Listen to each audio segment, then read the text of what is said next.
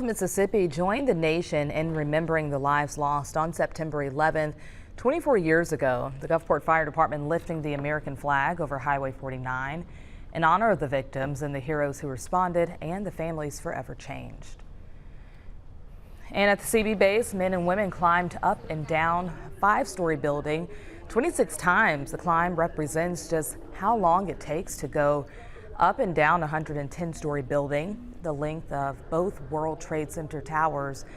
And as they climb, participants listen to dispatch calls made to the New York Fire Department during the terrorist attack, and some firefighters on the base climbed the stairs in full gear.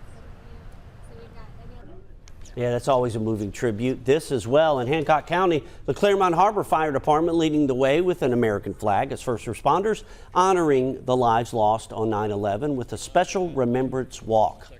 Firefighters, police, and other first responders made the walk from the fire station in Claremont Harbor to the Silver Slipper Casino, the distance of about 2.1 miles. Meanwhile, a group of volunteers gathering in South Mississippi to honor our fallen servicemen and women.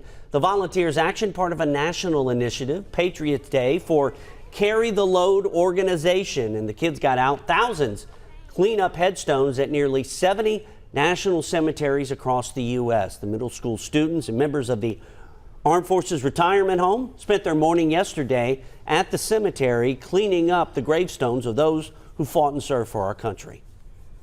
We would have a myriad of groups, mainly consisting of adults coming to participate in the events, and we got the idea of reaching out to the public schools here and the private schools on the Gulf Coast to get the kids involved, and that makes the event that much more powerful. To see the kids out here, again, sweating on a day of service is an amazing thing.